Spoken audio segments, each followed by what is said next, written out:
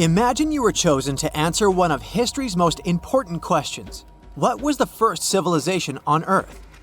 The job description is simple, yet the task is extremely challenging. You need to unearth the proof of the world's first official civilization. Was it the Sumerians in Old Mesopotamia? Or was it the ancient Egyptians spread out along the Nile River? Not to make you nervous or anything, but history is quite literally in your hands. Good luck! Since you can't turn back the clock and visit Old Mesopotamia to get the answers to your questions, you'll need to research museum databases in order to get some clues. First things first, we need a definition of what is considered a civilization. It's not just thousands of people grouped together and living harmoniously. There are some key elements that together make a group of people a civilization. Like, for example, the domain of urbanism, aka city building, irrigation systems, and writing. You decide to begin your search by diving deep into the history of the Sumerians, which today hold the position of the world's first civilization. Now, imagine being the first of your kind. This means having no external examples. Rather, it means starting from scratch. First thing you'll need? A piece of land. And since there were no active water companies in the world at that time, you'll need a piece of land with easy access to water. So, the Sumerians settled between two major rivers, known as the Euphrates and the Tigris in southern Mesopotamia around 5000 BCE. Fun fact, Mesopotamia translates to the land between two rivers. On a modern-day map, it's more or less where Iraq is situated today. Together with land, a civilization needs ways to get food. The Sumer civilization had to face a dry and hot climate, but they managed to make agriculture thrive in the region. By diverting river waters and creating reservoirs and dams, the Sumerians allowed for a series of settlements to emerge across Mesopotamian plains. The famous city of Babylon was one of them. You know, the city that supposedly had those hanging gardens? I say supposedly because no definitive proof of the real existence of this monument has ever been found. However, it was considered one of the 7 wonders of the ancient world, and cited as a remarkable feat of engineering in an ancient book published around 290 BCE. Although no record was found of the Gardens of Babylon, the Sumerians were recognized as extremely skilled builders. Their cities were filled with mud brick constructions, and the most impressive ones were known as ziggurats, stepped pyramids that were built for spiritual purposes. The Sumerians built a trade network to supplement scarce resources and started to exchange goods with civilizations rising nearby, like Anatolia and Egypt. The beginning of trade was what drove the Sumerians to develop what is believed to be the world's first writing system. It began as a simple system, likely dating back to 3400 BCE. In this system, each syllable was represented with a drawing. Later, it gradually evolved into a fully formed cursive writing system. Don't believe me? Take a look at this piece from the Babylonian times. This huge basalt plaque is called the Hammurabi Code. It's known to be humanity's first collection of written laws. As far as the story goes, it was carved in volcanic stone around year 1760 BCE. Look at the precision of these carvings. It's quite astonishing. But the content is also surprising, since these 282 rules vary from commercial regulations to strict laws of justice. The thing is, historians don't have a consensus on whether the Sumerians were really the first ones to invent writing. Some think it might have been old Egyptians. Let's pause here. Ancient Egyptian settlements are believed to have started around the year 5500 BCE, which is earlier than the Sumer civilization. But remember I said a civilization needed a few things before it was considered as such. Ancient Egypt consisted of several smaller city-states, such as Memphis, Abydos, and Thebes, spreading out along the Nile River. It wasn't until 3000 BCE that Egypt was unified under one kingdom and lasted as an empire until nearly 1000 BCE.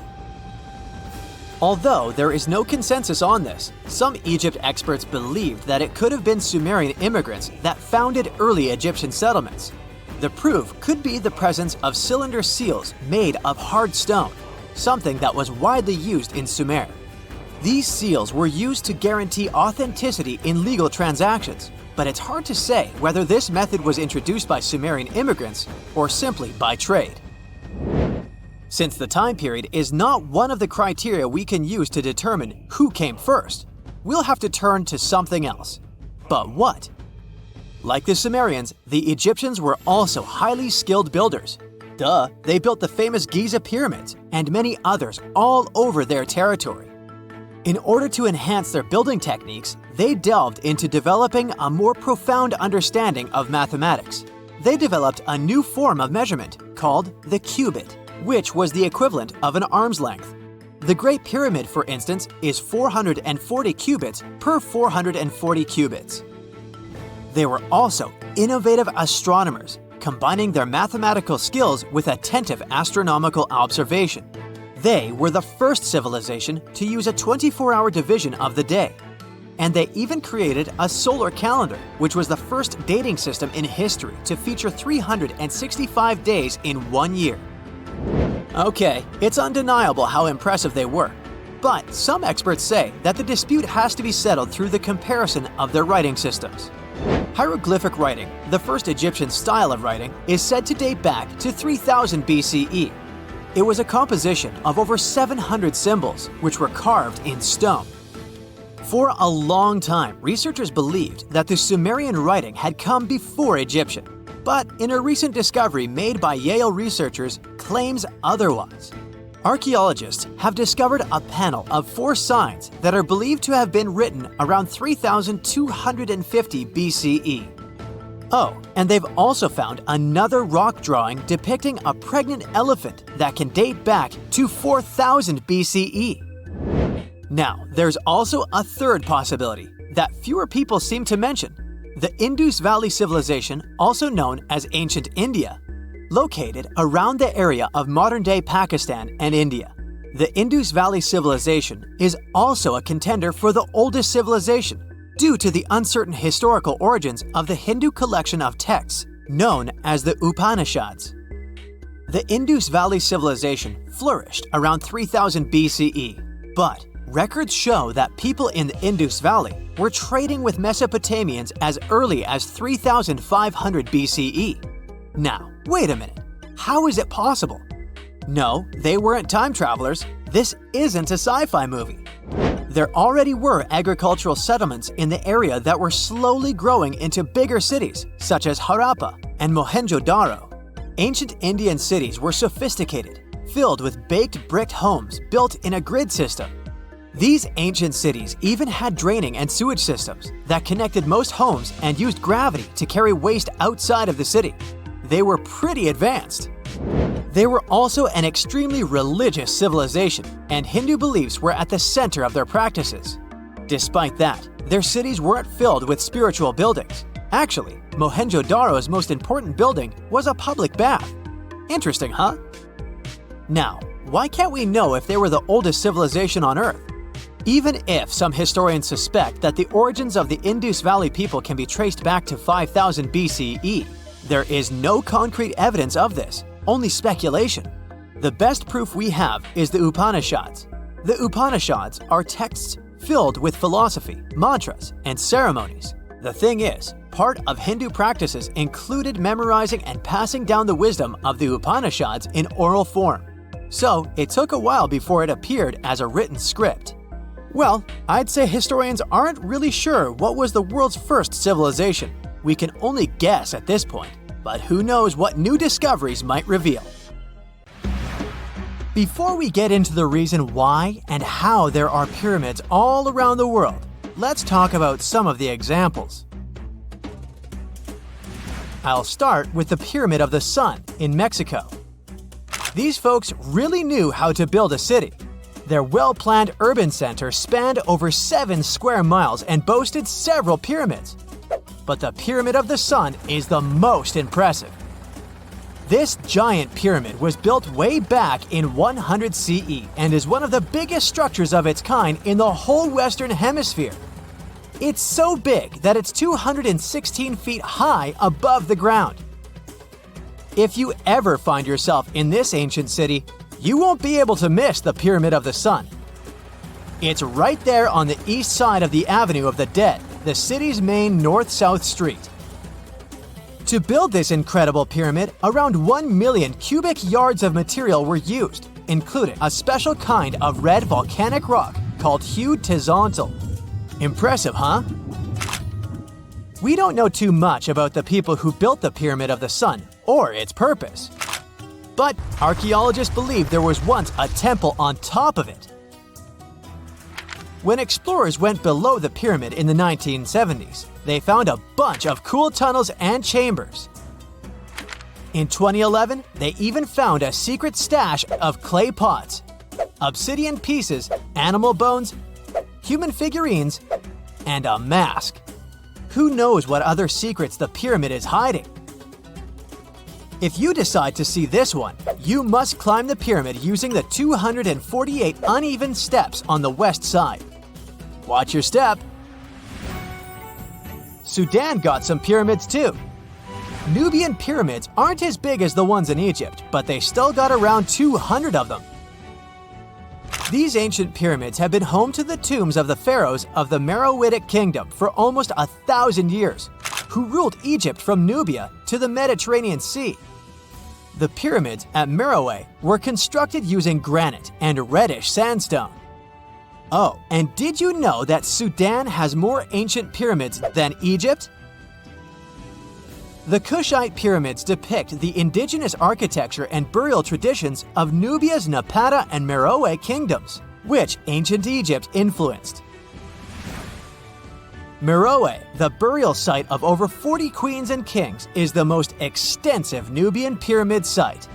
The tomb walls depict mummified royals bedecked in jewelry, their wooden caskets containing bows, quivers of arrows, and other artifacts pointing to the Meroitic relationship and trade with Egyptian and Greek civilizations. So if you're looking for some ancient tombs to explore, you may consider skipping the crowds in Egypt and heading on down to Sudan. Let's fly to Iraq to see some more pyramids. Ziggurats have fancy receding layers and tiered temples. Instead of a smooth exterior, it has tiers like a cake. Perfect for all the important work and rituals that went on inside. You can find these towering structures scattered throughout Iraq and Iran, and they're a real testament to the power and skills of the people who built them. One of the biggest and most impressive ziggurats is the ziggurat at Ur. It's basically a giant rectangular pyramid that stands a whopping 70 to 100 feet tall, with 3 levels of terraces and a temple on top. Can you imagine how many baked bricks it took to build that thing? Try 720,000 for just the lower portion. This particular ziggurat was built for Sumerian king Ur-Nammu. Similar to other ones, this pyramid has been around for thousands of years, so it got a little rough around the edges. Thankfully, the Babylonian king Nebuchadnezzar II and some archaeologists came to the rescue in the 6th and 20th centuries respectively, and now you can find this near Talil Air Base. The ziggurat at Ur was built in 2100 BCE by King Ur-Nammu for the moon deity Nana.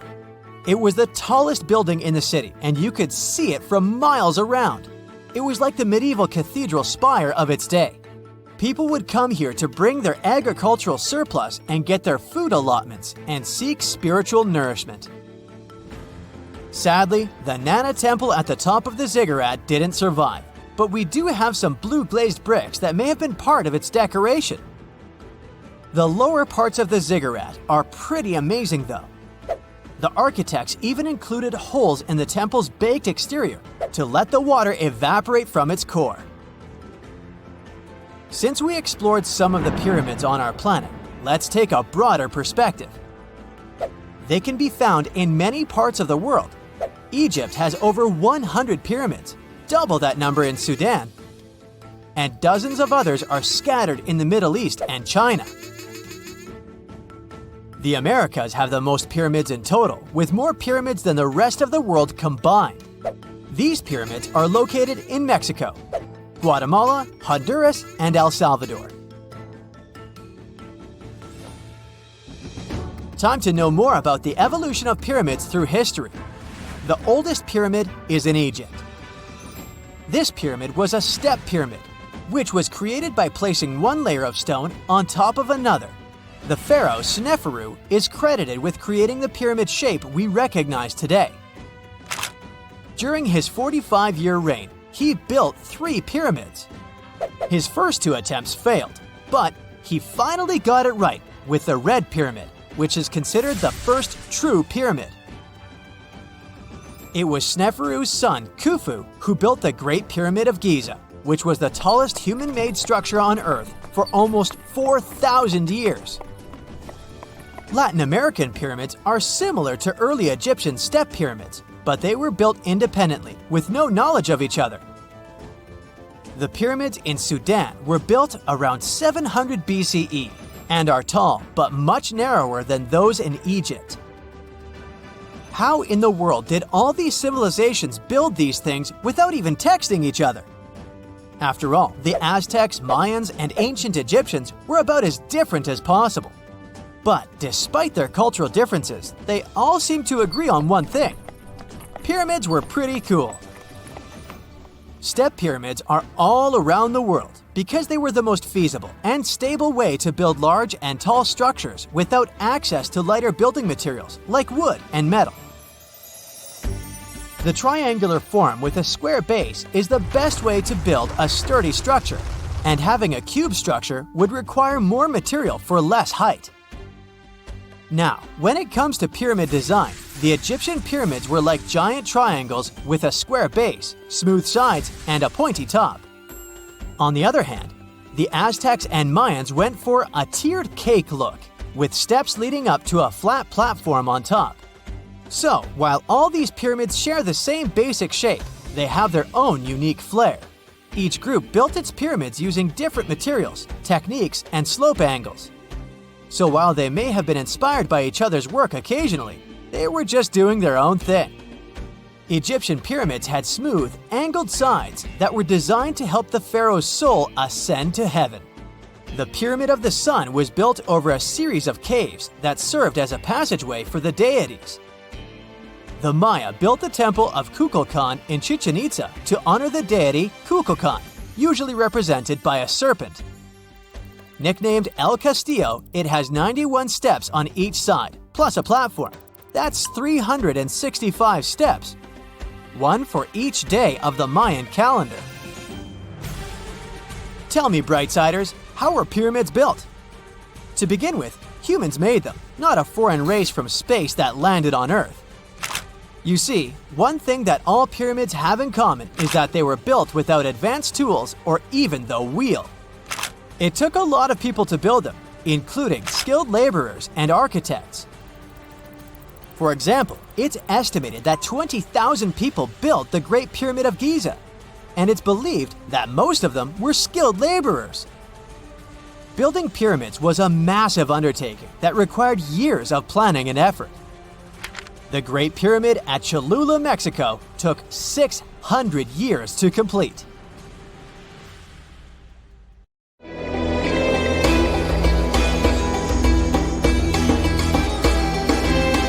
The Great Pyramid was created as the final resting place of ancient Egyptian monarch Khufu.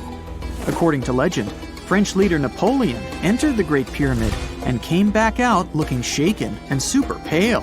He never revealed what he saw inside, but whatever it was is said to have affected him for the rest of his life.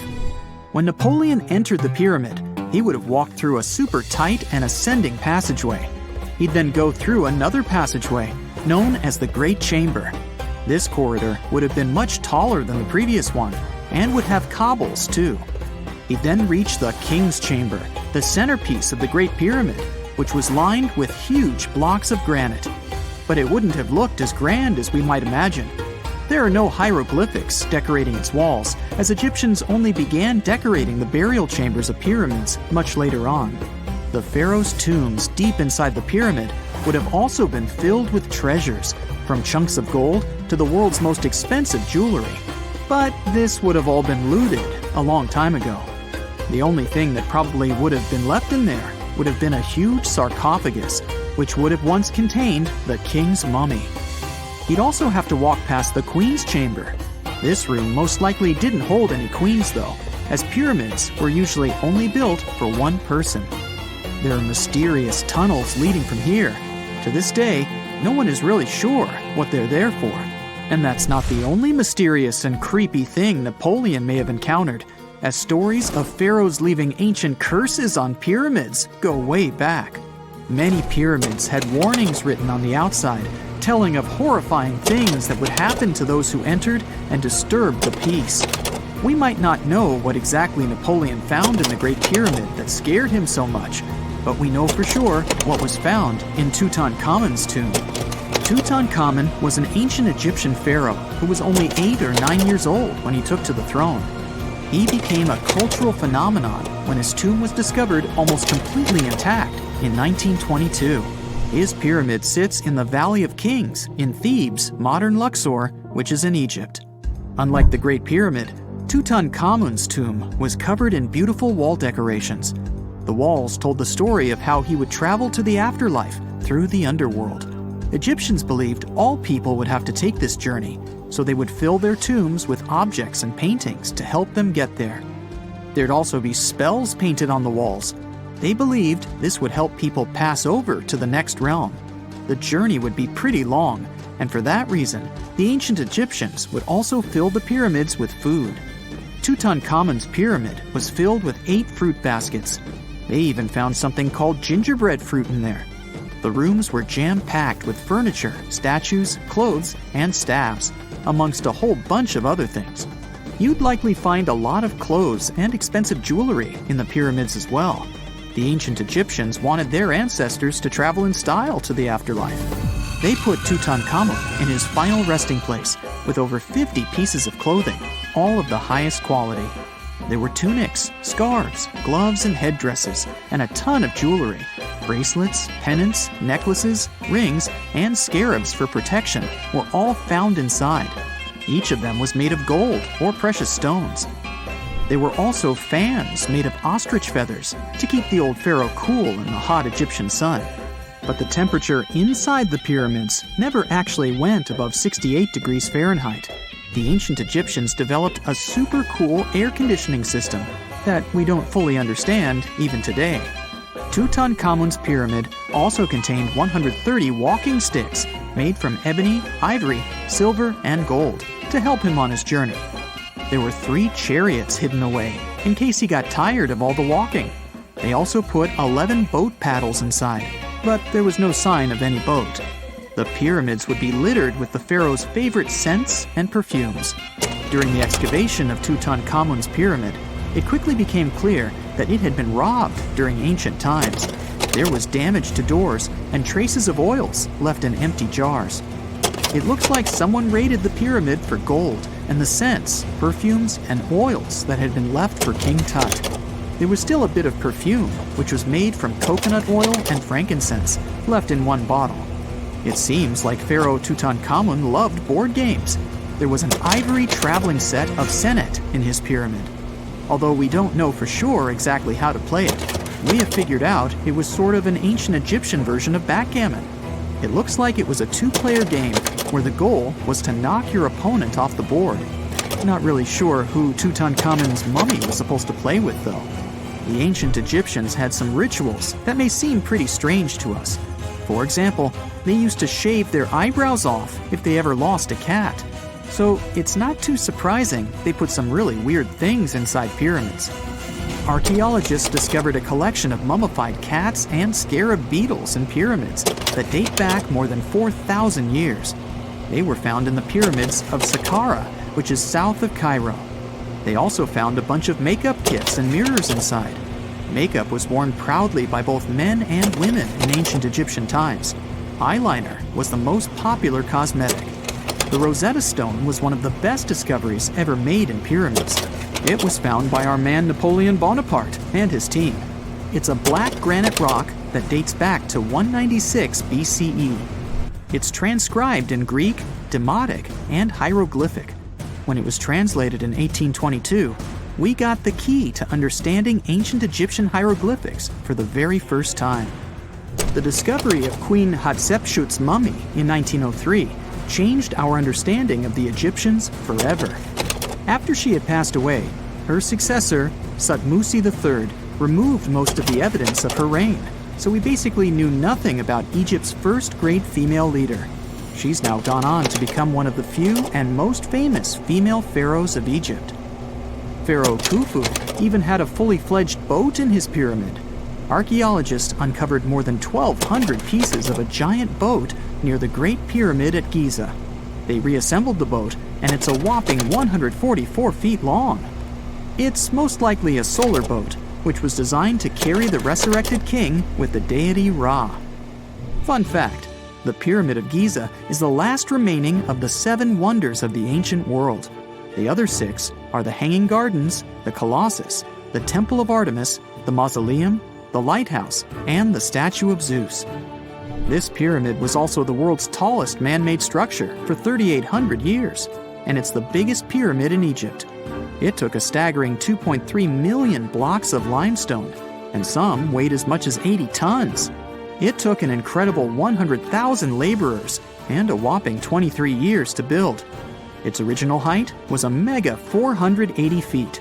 In 2017, archaeologists discovered something weird about Egypt's Great Pyramid.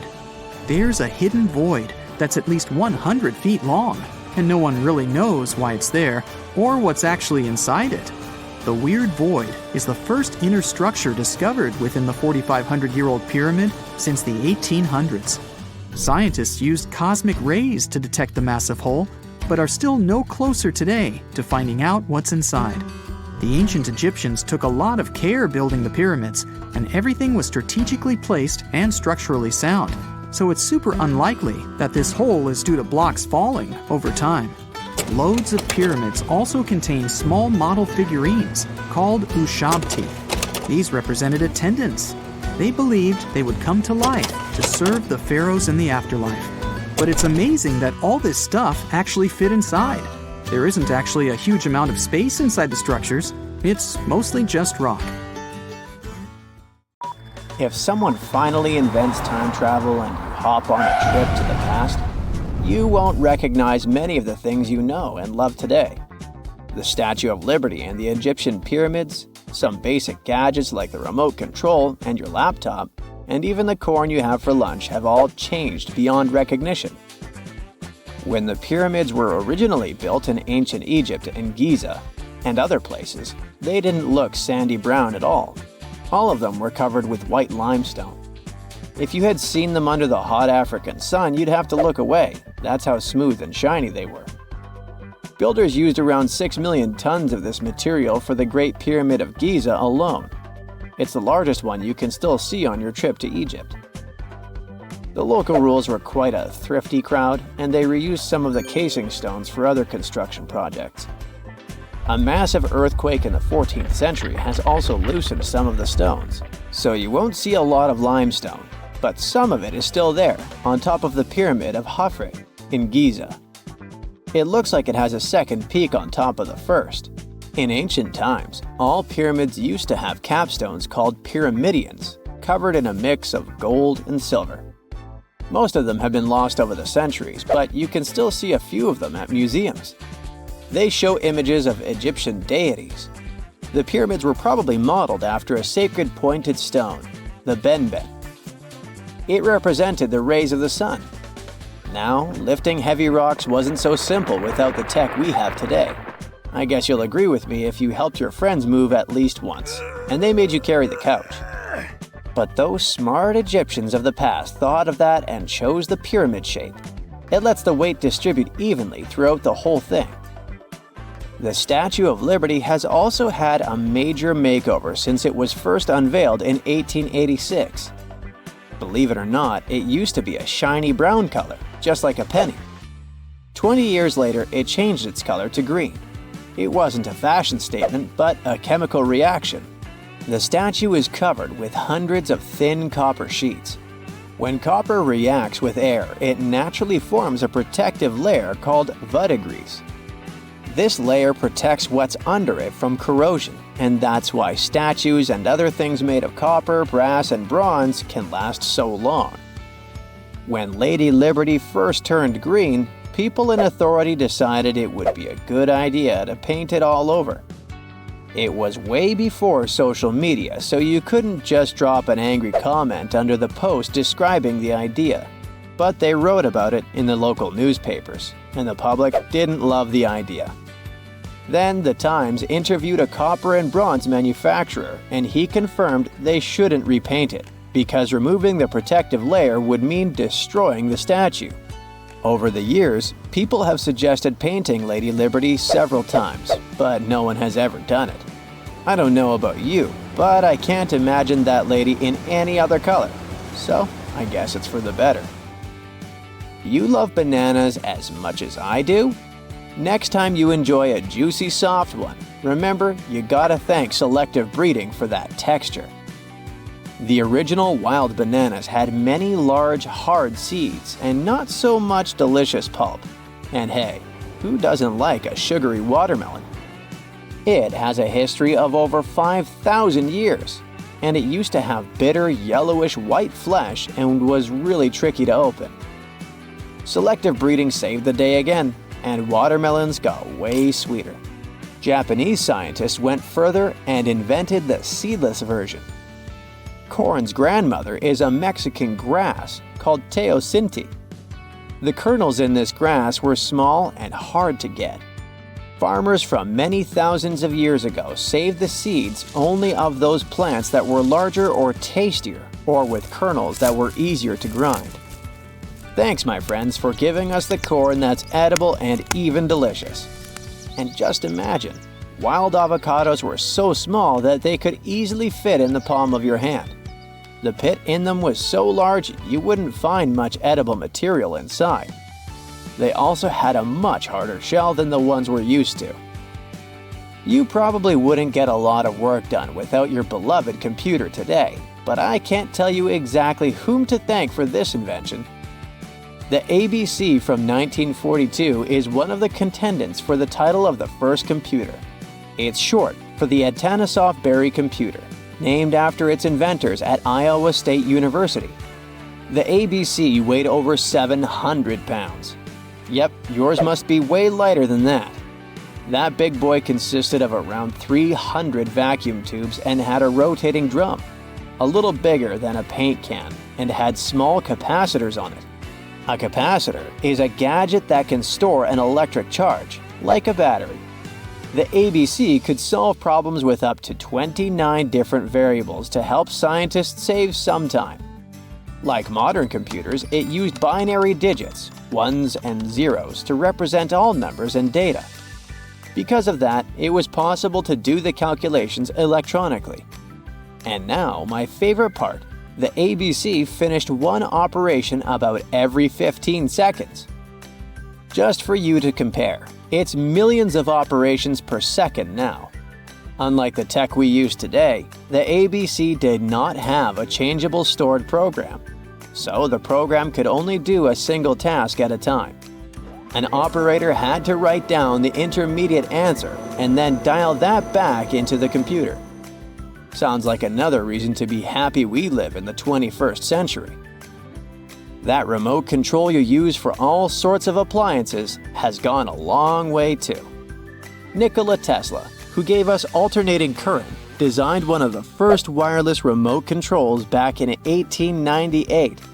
He named his invention teleautomation and demonstrated it on a miniature boat controlled by radio waves. The boat had a little metal antenna attached to it. Tesla sent signals to the boat using a box with a lever and a telegraph key, which was his version of a remote control. Those signals set electrical contacts on the boat into motion and moved the rudder and the propeller, and Tesla was controlling the boat. The concept of the remote control soon spread to other gadgets.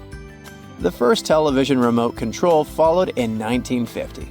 It was designed by the Zenith Radio Corporation, called LazyBone. Don't take it personally, please. This LazyBone had a massive cable that was attached to the TV set, and those who tried it didn't fall in love with the invention because they tripped over that cord. I feel your pain, my friends. If you live or work on one of the top floors, you gotta love this one. Meet the first passenger elevator. It traveled at the speed of 40 feet per minute. Not the fastest, I know, compared to today's record, which is 40 feet per second. But hey, it was built back in 1857 in New York and was more of a tourist attraction than a necessity. The elevator had a steam engine hidden in the basement of a 5-story building. 3 years later, they shut it down because the public didn't appreciate it. Otis Tufts filed the first patent for a vertical railway around the same time. His invention included an actual car with a bench inside for people to sit on. Sounds like a great spot to hang out with friends to me. What do you say? Then they started adding elevators to luxurious hotels around the world. They were entire rooms with a rich design, upholstered seats and mirrors on the walls, and sometimes even a small chandelier. There was an obligatory operator who'd close the door and the car would start its super slow ascent. It was still more about style than about speed, so I guess I'd choose the stairs. And now we're off to almost 5,000 years ago. Let me take you to ancient Egypt, where back in 2550 BC, guess what? The construction of the Great Pyramids of Giza started. People learned to build cathedrals and skyscrapers, but it wasn't until recently that these massive buildings appeared. It's still a mystery to even modern scientists how these pyramids were built 5,000 years ago. No wonder they are one of the 7 wonders of the ancient world. They're also the oldest of them and the only wonder of the ancient world that still exists in the 21st century. It must have taken a lot of cooperation to build a thing that massive, even for today's metrics. But the Giza pyramids weren't the first pyramids ever. The first one, called the Step Pyramid, was built around 80 years before the first pyramid of Giza in 2630 BC for King Djoser. It wasn't meant to be extraordinary, but ended up being quite impressive. It was a pyramid of 6 stepped layers of stone. It was 204 feet high, which is as tall as a 19-story building. And it was the tallest building that existed at that time. It wasn't just a pyramid though, it was surrounded by a whole complex of buildings, including even courtyards. In ancient Egypt, people believed in the afterlife, so everyone, especially kings, wanted to make sure they had everything they needed to get ready for it. Here's why the pyramid complex was perfectly supplied with a lot of objects people used every day. The complex included a pyramid and a kind of a palace. Those buildings had many things the king loved and might need one day, like furniture, food, and gold vessels. After Djoser, building pyramids became common practice, but many pyramids weren't finished. It would usually take about 20 years to build one, but many rulers reigned way less than that. Overall, there are more than 100 pyramids. The most famous pyramids are the Great Pyramids of Giza. The first one and the biggest one was built for Pharaoh Khufu, around 2550 BC. Initially, it was 481 feet tall, which is as tall as a 40-story building. The second pyramid was built for Khufu's son, Pharaoh Khafre, around 2520 BC. It's just a bit shorter, usually standing at 471 feet high, a 39-story building. This is the pyramid with the famous statue of the Sphinx. Sphinxes have a lion's body and a human head. They were built to guard important areas. This one has the head of Pharaoh Khafre and is guarding his pyramid, facing the sunrise. The Sphinx is most well known and is one of the world's biggest and oldest statues. Originally, it had red color and did have a nose. It's still possible to see the trace of red pigment by its ears. But no one knows exactly when the nose disappeared. For some time, the Sphinx was sort of hidden underground, being covered with sand up to its shoulders. Luckily, in the early 1800s, an adventurer with a team of 160 people dug it out. The third pyramid of Giza is the smallest one, being more than twice shorter. Originally, it was 218 feet high, about the height of a 20-story building. Built in 2490 BC, it was a pyramid for Khafre's son, Menkaure. The pyramids are designed to align with the points of the compass, and their sides symbolize the rays of the sun. But back at the time, there were no compasses. Ancient Egyptians figured out the directions themselves, and with amazing precision. To align the pyramids, they used 2 constellations. Originally, the pyramids were covered in smooth white limestone and had a gold-silver top to reflect the sun. Later, the white limestone was taken from the pyramids by other kings and used for other buildings. Scientists estimated that ancient Egyptians used about 2.3 million stone blocks to build the first pyramid. Each block weighed more than 1 ton. This is the weight of a rhino. Some blocks were even bigger, being almost as heavy as an elephant. 4.5 millennia ago, there was no modern equipment to help build it. There were no machines, no wheels, and even no steel. The only metal available to them was copper. Even today, scientists aren't sure how the Egyptians managed to build the pyramids. There are no records left that would shed light on it. Some even think that Egyptians wanted to keep it as their secret and didn't even record it on purpose. Many believe that poor people and foreigners built the pyramids, but it's not true. Actually, the builders were very skilled workers, and they were fed and paid well. The archaeologists claim that the builders lived in a nearby temporary city and were a highly organized community with a strong leader. Scientists say that around 20,000 people worked on each pyramid complex, and it took about 20 years to build each. It probably was a national project. The construction site was large in resources, and food and essentials were likely to be contributed from all parts of Egypt. Even with all that support, it remains unclear how people managed to cut, transport, and assemble those huge stones. One of the theories suggests the stones were most likely transported on boats down the Nile River. Then, there was a harder part. They had to be moved to the construction site. For that, they probably used wooden sleds. It wasn't very hard to pull them because the sand mixed with the right amount of water was pretty slick. And 10 people could move a sled even with a rock weighing 1 ton pretty easily. Finally, one last problem. The stones had to be lifted and put into place. Archaeologists have discovered the remains of the ramps system that dates back to when the pyramids were built. Most likely, the Egyptians designed a unique system to move and pull huge stone blocks, but no one knows what it looked like exactly. The most common opinion is that there were several ramps around the pyramid to help move the blocks. The ramp was growing with the pyramid getting higher. They suppose people were walking up the stairs, pulling the stone on the wooden sled up in the middle on the sandy ramp. But this is just one of the options. Others say that the ramps were going around the pyramid. Some say the ramps were inside the pyramid. But we'll never know for sure, and it'll forever remain a mystery, just like the ancient Egyptians wanted. Surprisingly, there's not much inside the pyramids. Most of it is just solid stone with very little open space. But let's take a quick look inside the biggest of the pyramids of Giza.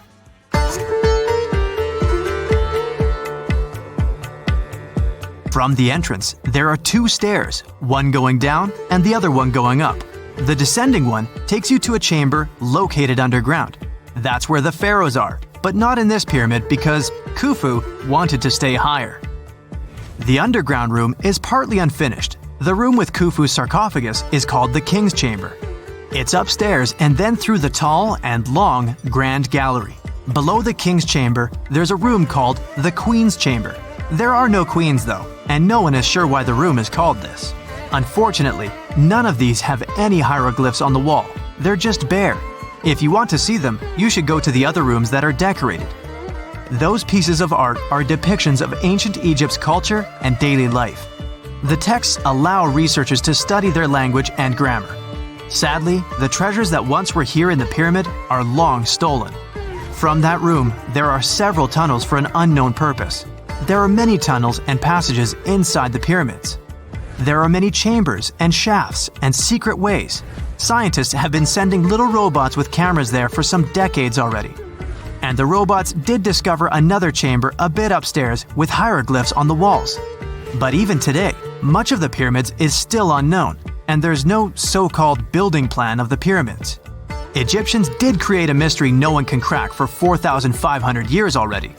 Scientists recently started to X-ray the pyramid to learn what's inside it without entering it and its narrow, mysterious tunnels. A gruesome discovery took place in Egypt some years ago. You want to hear about it? 16 human hands, carefully buried in 4 eerie pits. They didn't look too much like human hands at first, since they were abnormally large, but they were.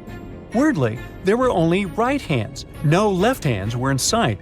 It turned out that it points to the practice of an ancient dark ritual. Old Egyptian art and tales talked of a ceremony where warriors would present the right hand of their adversaries as proof of victory and ask for gold in return.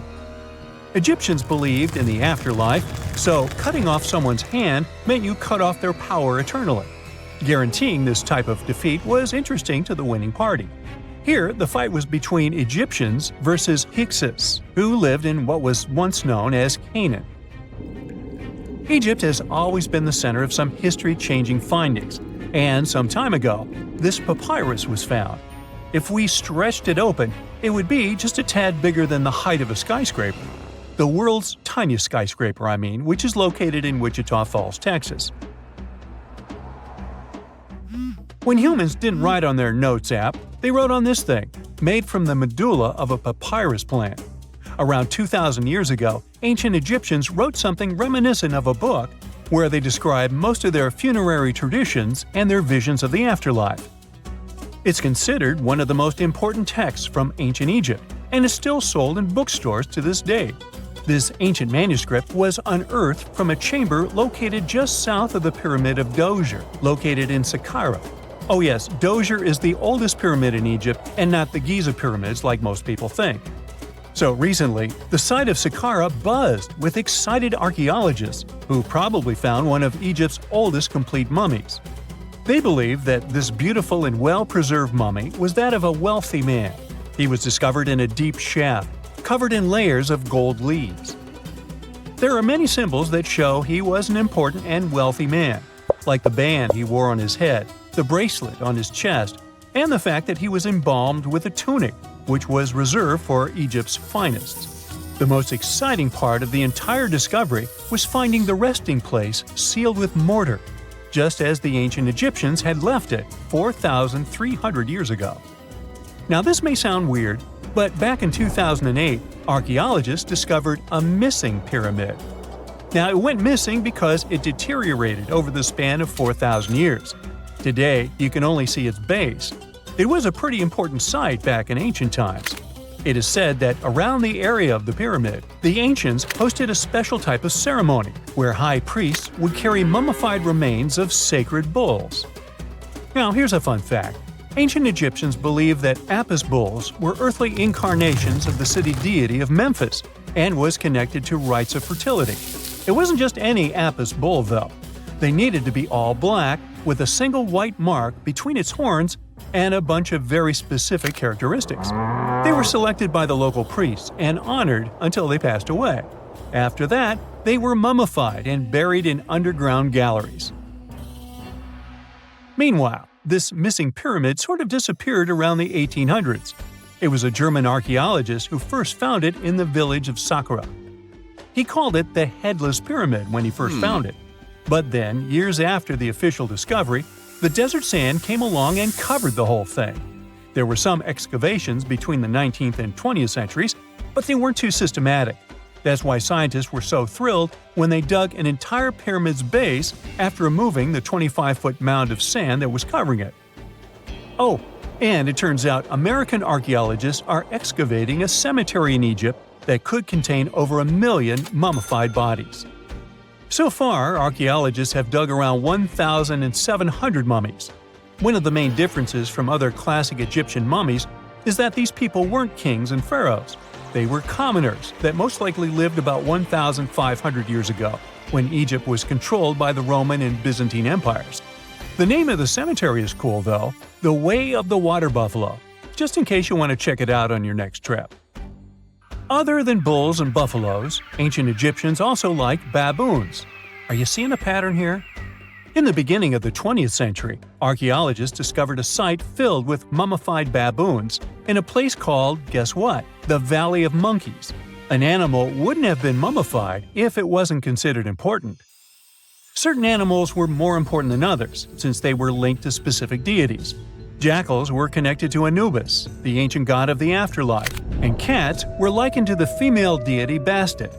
Baboons were a pretty big deal, since they were believed to be connected to Thoth, the deity of wisdom and advisor to Ra, one of Egypt's supreme deities. The archaeologists who studied these animals weren't too happy. They think these baboons were kept inside and were deprived of sunlight for most of their lives. They had extreme vitamin D deficiencies and they were poorly fed. Maybe Thoth got angry with these baboon keepers. Just a guess.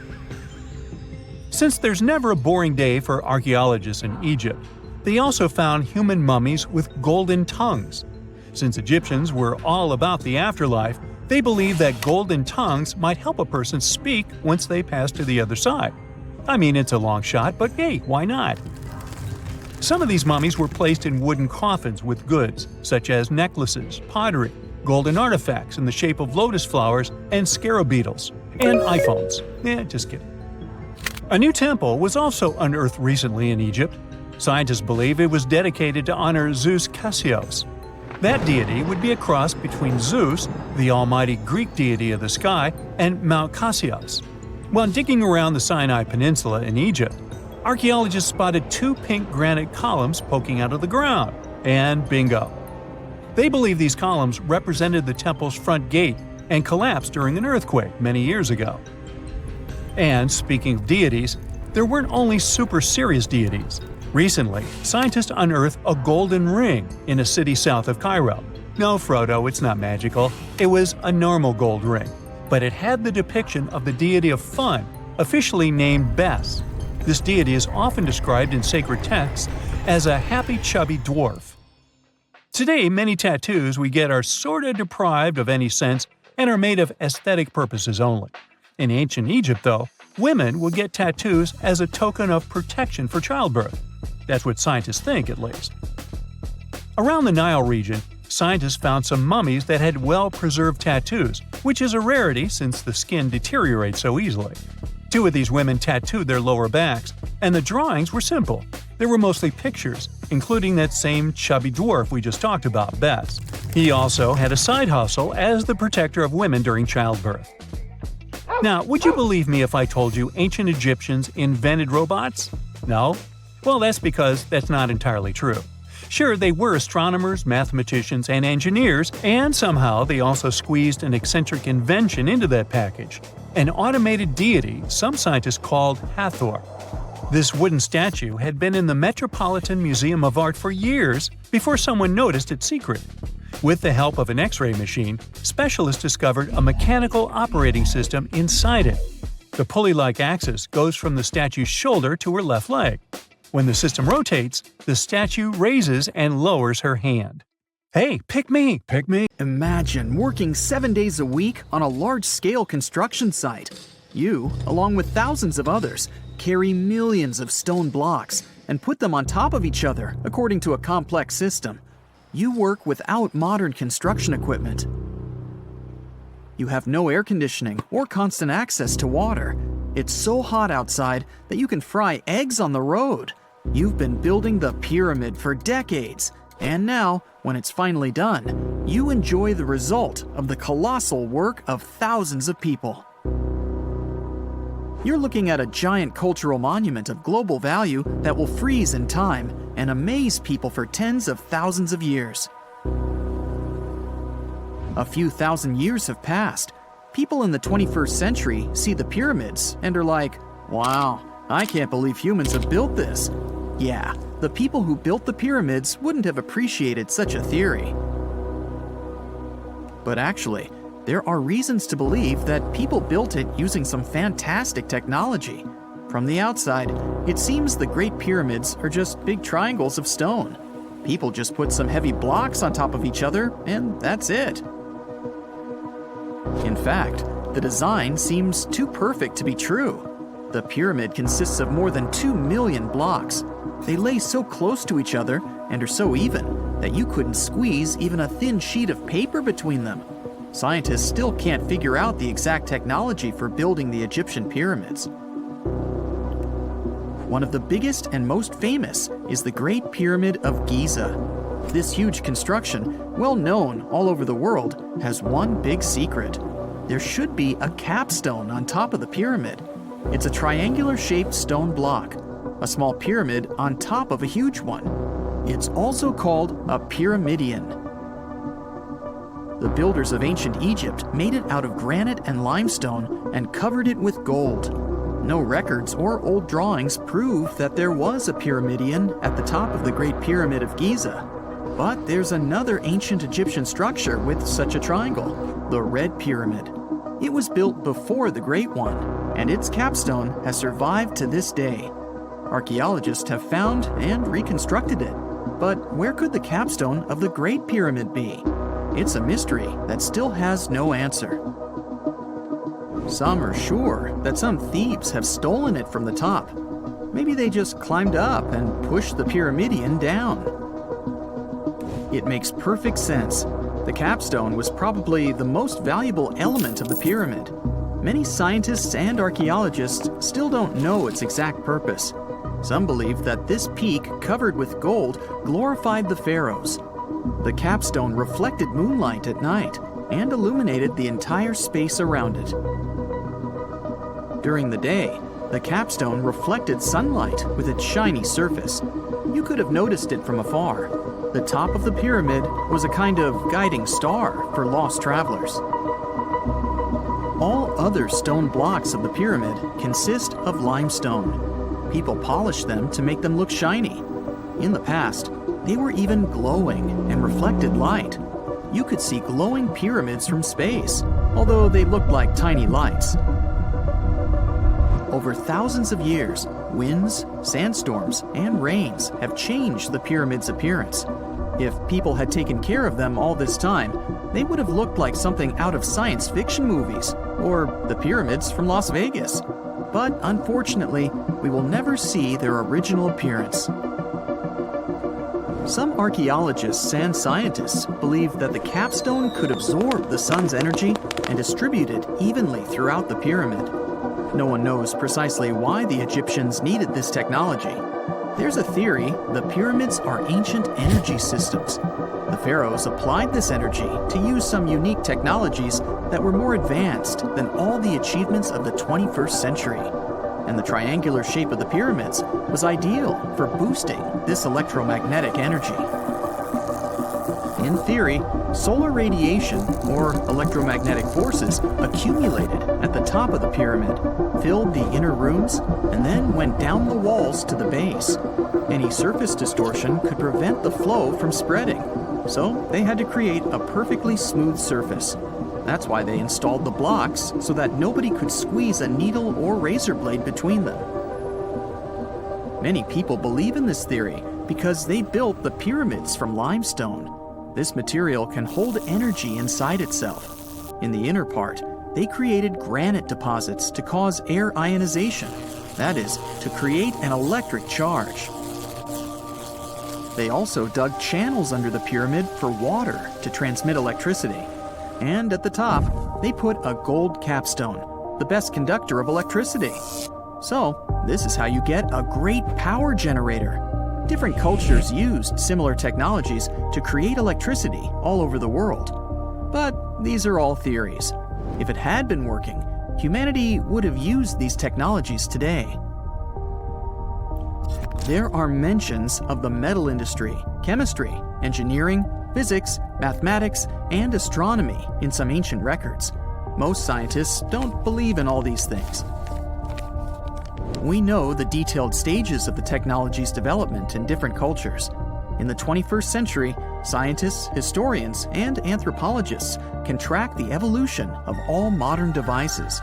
If people had created some technological inventions in ancient times, the history of the world would have looked different. Perhaps all the achievements of antiquity could have been wiped off the face of the earth by global cataclysms. And it can happen to us. Just imagine how people would dig up a laptop in 5,000 years. Perhaps they wouldn't understand what kind of device it is. Another Egyptian wonder surrounded by mystery is the statue of the Sphinx. The Egyptians carved it out of a single massive piece of limestone about 4.5 thousand years ago. But scientists still don't know the exact date of its construction or who built it. People painted the Sphinx in different colors, so it looked much brighter and more vivid in the distant past. It was shining just like the Great Pyramids. Anyway, time hasn't only changed its appearance, but its name too. Initially, the Egyptians called it Hor-Mekhet. The Greeks renamed it the Sphinx about a few hundred years after it had been built. The Sphinx emphasized the greatness of the rulers of Egypt. It also performed a symbolic function of a watchdog guarding the tomb of the pharaoh and the paths leading to it. This version sounds realistic, since archaeologists have discovered many secret entrances at the foot of the Sphinx. Perhaps these rooms and intricate tunnels lead to underground halls with treasures. And treasures don't always mean gold and jewelry. According to legends and theories, the Sphinx guards the Hall of Records, the storage of all humankind's knowledge. The information about the ancient mythical state of Atlantis could be there. You can find many detailed maps of the internal dungeons of the Sphinx on the internet. They show structures 12 stories deep under the statue. It looks like a small city filled with gold, scrolls of knowledge, and various ancient artifacts. But don't believe all these maps. These are just theories. Several thousand years have passed, but people have very little information about it. Archaeologists know that there are still many strange and exciting things about the Sphinx that are still undiscovered. Some locals are afraid to research because they believe they can awaken something terrible from the underground depths. Therefore, it's mostly scientists from other countries who conduct the excavations. In 1998, scientists discovered strange tunnels leading to empty rooms under the Sphinx. They realized that some people tried to get there through tunnels in the past, and maybe those people took all the treasures that were there. One of the legends says that some powerful artifact lays beneath the Sphinx. Its technology can change the whole world, but the locals are hiding it because it can damage the planet. Some believe that you can find evidence of unknown technologies painted on the granite walls in the pharaoh's tombs. But most likely, these paintings and signs tell us the myths and legends of ancient Egypt.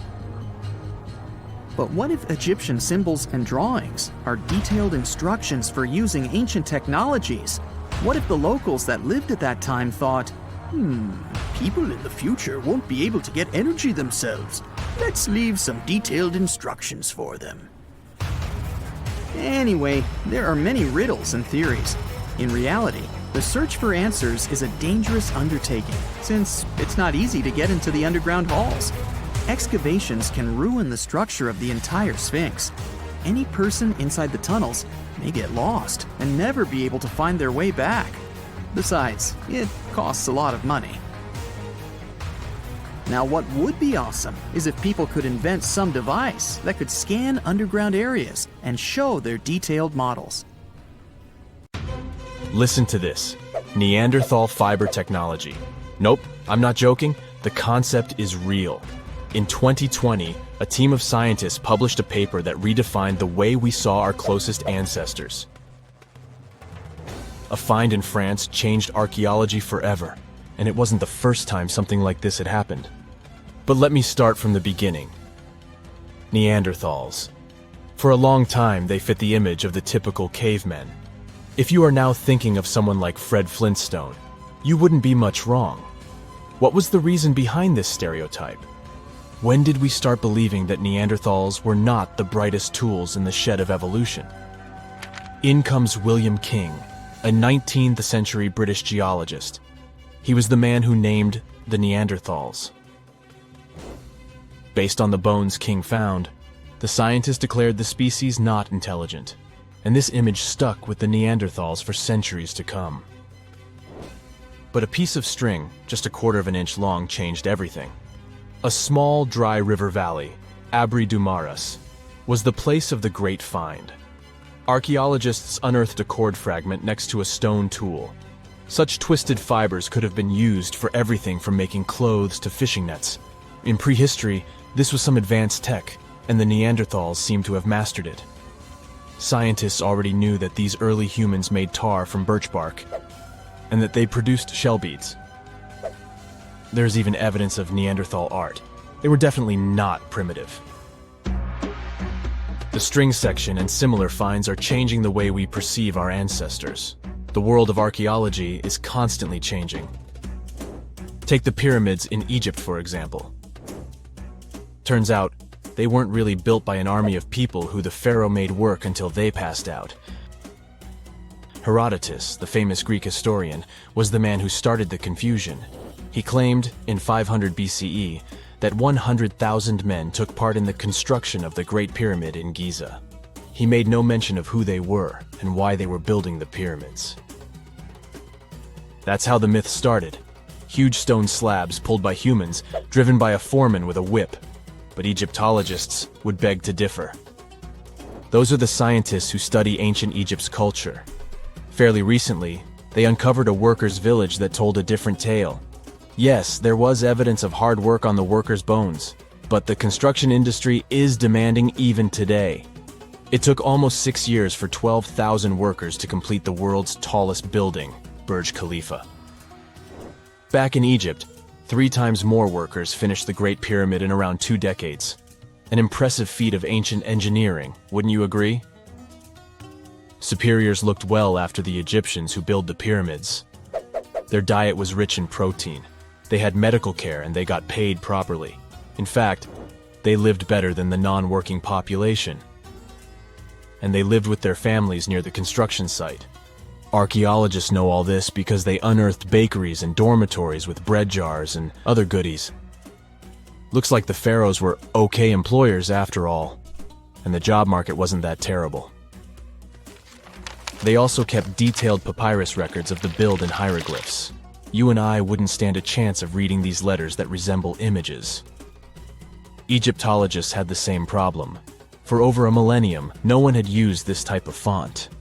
And it's not like there was an English ancient Egyptian dictionary you could open and find meanings of words. But all this changed in 1822. A couple of decades before, the French found a broken slab of black granite. The stone contained 1 text in 3 scripts: Ancient Greek, Egyptian hieroglyphs, and Demotic. The last one was also the Egyptian language, but in a simplified script. Scientists dated it back to 196 BCE. The content is a religious proclamation. A French philologist and Orientalist, Jean-François Champollion, was the first one to crack the code. You see, people haven't forgotten ancient Greek letters. The Frenchman successfully matched the Greek letters with the ones in the Egyptian script. And voila, we were finally able to read hieroglyphs. The name of the piece of granite that made it all possible was the Rosetta Stone. The importance of its discovery went beyond archaeology. The word Rosetta Stone even entered the English dictionary. It represents a discovery that helps people understand an enigma that has been puzzling them for a long time. There are similar games. A symbol is attached to a particular message. Then you have to decode the message by replacing the symbol with a corresponding letter. In a nutshell, this is what scientists did with the Rosetta Stone more than 2 centuries ago. Do you know what is the oldest deciphered language in Europe? It has an unattractive name, Linear B. The script belongs to the Mycenaean Greek language. It predates the ancient Greek alphabet by several centuries. You can easily guess which script it is descended from. Linear A. The people from Crete used Linear B more than 1,000 years ago. During the Late Bronze Age, the Greek civilization that used the script vanished. There was no one who could read Linear B, and more importantly, no one knew it existed in the first place. This was about to change during the first years of the 20th century. A British archaeologist by the name of Sir Arthur Evans excavated a vast palace complex at Knossos, Crete, Greece. This was the center of the Minoan culture that created the enigmatic script. The palace boasted some 1,300 rooms. They had colorful paintings of dolphins, griffins, and bulls. All of these captivated the archaeologists' imagination. But their biggest find was at first overlooked: thousands of slabs of baked clay. The fire that brought down the palace helped preserve the tablets. It was impossible to read the slabs, though. They were written in an unknown language. The scientific community had to wait for another half a century before Michael Ventris cracked the code. He was an English architect and cryptographer. Ventris studied Greek and Latin. While attending the famous archaeologist's lecture, the young man decided to solve the puzzle of Linear B once and for all. He managed to do so in 1952. One of Ventris's most amazing discoveries was that the script was an archaic form of Greek. But cryptology still hasn't solved the code of Linear A. This writing system will remain a mystery until a motivated young person like Michael Ventris comes along. They wouldn't have to be a professional archaeologist. Basil Brown certainly wasn't. Yet in 1939 he discovered the richest early medieval tomb in Europe. This happened in Sutton Hoo in the southeast of England. This wasn't an ordinary tomb made out of stone. It was a full-size ship, 3 times as long as a London double-decker bus. And that's not all. Apart from its main purpose, the ship was full of riches. Deluxe hanging bowls, feasting vessels, gold and dress accessories, and luxurious textiles were just some of the treasures found. Archaeologists were also amazed by the silverware from distant Byzantium. You probably know this city as Istanbul, Turkey. Even in our age, it's several days' drive from Sutton Hoo. Just imagine how much time and money it cost to import a silver plate in the 7th century. That's when the ship went down, according to archaeologists. The English couldn't have done it. At that time, there was no England. The people living in the British Isles at the time were the Anglo-Saxons. Perhaps the ship from the grassy mounds in Suffolk belonged to one of their kings? We will never know. The local acidic soil did away with any possible evidence, or no one laid there in the first place. It could have been a cenotaph, which is a monument constructed to honor an important person. The archaeologists still don't have a definite answer. But what they have found at Sutton Hoo shed light on the Dark Ages. Before the discovery of the ship, they knew little about what had been going on in Britain after the Romans left. Now, the image of the early Anglo-Saxon society was much clearer. Perhaps the English soil will be the site of the next great breakthrough in archaeology. One of the most unexplored and mysterious places on Earth is located in plain sight. It's one of the most majestic monuments of humankind. The wonder of the ancient world hides a secret that scientists and archaeologists still can't solve. This is the Great Sphinx of Giza in Egypt. The huge sculpture of a lion with a human head was carved out of rock about 4,500 years ago. Scientists still don't know the exact date of its creation and are also unaware of who built it and what for. There are many assumptions and theories, but none of them has been confirmed. Most people have seen this majestic sculpture either in photographs or in reality, but almost no one knows what's hidden underneath it. The statue of the Sphinx was carved from a single piece of limestone. It was painted. The remains of color pigment on the surface prove this. In the distant past, the Sphinx looked much brighter and more colorful than what we see now. But even after thousands of years, its greatness hasn't diminished. And by the way, Sphinx is not the real name. It was invented by the Greeks about 100 years or more after its creation. Initially, the Egyptians called the statue Hor-em-Akhet. There are many legends and theories saying the Sphinx is there for a reason. It's like a watchdog that guards the tomb of the pharaoh and the secrets of ancient Egypt. These legends become more plausible when archaeologists discovered hidden entrances at the feet of the Sphinx. They believe that these secret passages are the beginning of the tunnels leading to the halls with treasures. You can find a lot of stories on the internet that claim the Sphinx hides the Hall of Records, a repository filled with ancient and secret knowledge. One of the main artifacts of this repository is supposed to be the records of the ancient mythical state of Atlantis. According to legends, the entire library from this city was moved under the Sphinx. The entrance to this library must be located next to the Sphinx's right paw. Many archaeologists tried to find this entrance, but came away empty-handed. Also, there are many images with detailed diagrams of the underground city that consists of a network of tunnels and chambers under the Sphinx. Someone says there are structures as tall as 12-story buildings hiding underground, but there's no evidence of this. Archaeologists, even after millennia, continue to explore the mysterious sculpture. At the same time, many Egyptians don't want to learn more about the Sphinx.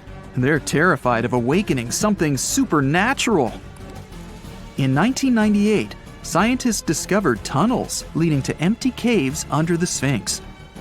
They found evidence of earlier excavations there.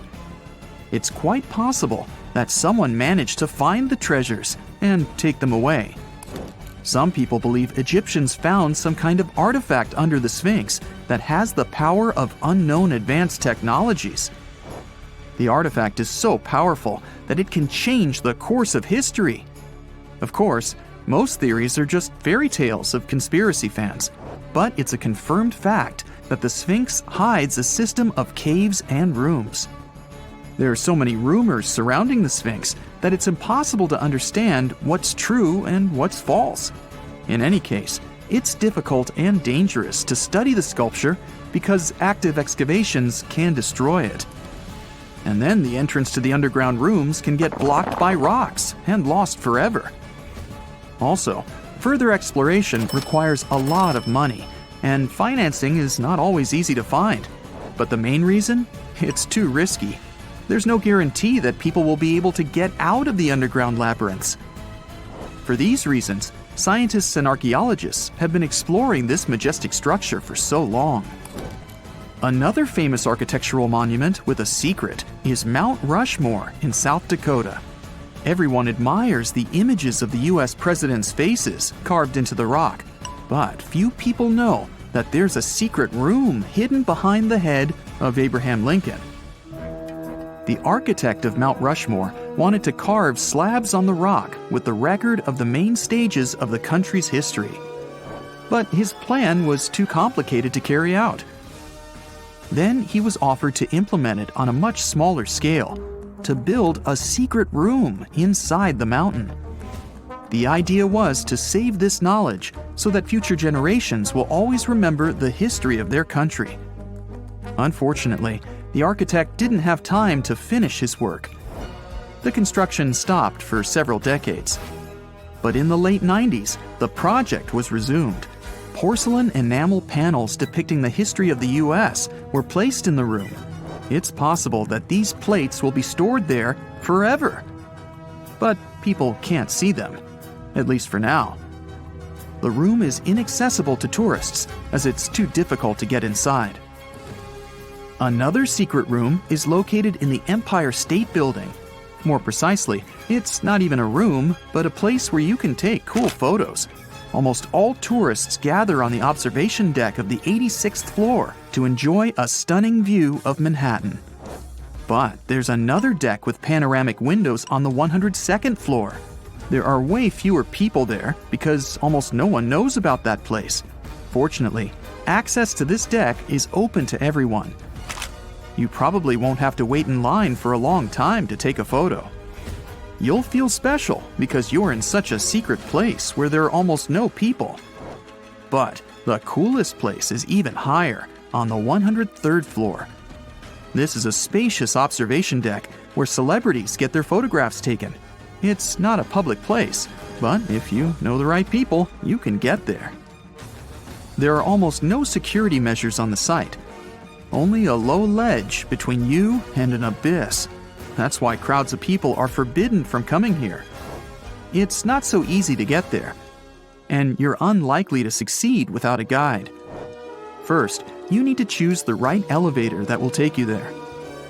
Then you'll go through several engineering rooms filled with pipes, electrical panels, and other technical stuff. The final part of your way is a set of stairs inside a tiny corridor. And here you are, at the top of New York. Now we're in Paris. See the Eiffel Tower? Inside it, there are restaurants and observation decks. But if you try hard, you can find a secret apartment. Now it's a museum, but it was built so that people could live in it. The architect of the tower, Gustav Eiffel, created this apartment in 1889 for himself. It's almost at the very top of the Eiffel Tower. Imagine what a beautiful view he observed every day. He was the first and only tenant. No one else could gain access to this place. When the architect passed away, the apartment remained empty for a long time. Only recently, they restored it and turned it into a museum. Inside, the epoch of the last century is recreated. They even put wax figures of Gustav Eiffel, his daughter, and the American inventor Thomas Edison inside the room. This place is filled with an endless stream of passengers, office workers running late, visitors from other cities, noise, and train whistles. At Grand Central Station in New York, among all these sounds, you can hear the sound of a ball hitting a racket, if you're in the right place. A real tennis court is hidden inside New York Central Station. It belongs to a tennis club that arranges corporate games for employees of many companies. The club was opened in the 60s. Now we're moving to London, Charing Cross Road. It isn't easy to find one secret place here. To do this, you need to look carefully at your feet. Do you see these sewer grates in the asphalt? Inside them, you can notice two signs with the name Little Compton Street. Yeah, there's another street right below you. It disappeared from all maps at the end of the 19th century. Charing Cross Road was built over it. The identification signs that you see are part of old engineering tunnels. There's another interesting place in London. It's located in the southeast corner of Trafalgar Square. At first glance, it looks like a thick lamppost, but there are too many tourists walking around. You come closer and realize that one person can easily fit inside the post. The lamppost belongs not to an electrician, but to a police officer. Yeah, this is the smallest police station in the world. It was built in the 1930s and used as a watch post. Officers had to sit there one by one and watch Trafalgar Square. That always attracted a lot of pickpockets and all kinds of other criminals. Most people know that pyramids were built as grand tombs for the pharaohs, designed to ensure they had a smooth journey to the afterlife. The Great Pyramid of Giza, for instance, was constructed for the pharaoh Khufu. But what most people don't know is that this whole pyramid building trend started right here with the step pyramid of Djoser about 4,700 years ago. This massive structure was built for Pharaoh Djoser, a ruler from Egypt's 3rd dynasty. It rises 7 layers high above the ground and stands about 200 feet tall. We think of it today as a phenomenal architectural project, but for ancient Egyptians, the step pyramid of Djoser turned out to be more like a massive experiment, a trial run, if you will, to perfect their building skills before they moved on to even more ambitious pyramids. Reaching new heights is super exciting, but the real mystery is what is going on below the ground. In this pyramid's underground labyrinth, there is a network of tunnels stretching about 3.5 miles long. And some researchers believe these tunnels might have been part of a sophisticated water system that could completely change what we think about pyramid construction. Let's talk about this massive complex located in Sahara. Surrounding the pyramid, there's what's known as a dry moat, a continuous trench that is up to 164 feet wide and almost 2 miles long. It forms a sort of rectangular shape around the pyramid. This trench has an average depth of about 65 feet. Now, if you were to add up all the earth and rock they dug out to create this moat, it would be about 10 times the volume of the step pyramid itself. For the longest time, people just assumed this trench was nothing more than a huge quarry, a place where they dug up stone and clay to build the step pyramid. Makes sense, right? But when you take a closer look, it doesn't add up. The trench is too narrow and deep to be practical for mining, and its layout doesn't match anything we know about ancient Egyptian quarrying methods. Plus, some sections of the trench are actually covered with a rocky ceiling, which would have made it nearly impossible to use as a quarry. Another theory suggests that the dry moat had some kind of spiritual significance. Maybe it was a sacred place, where souls of nobles gathered to serve the late king in the afterlife. There are even niches in the walls that work as a hint at this spiritual function.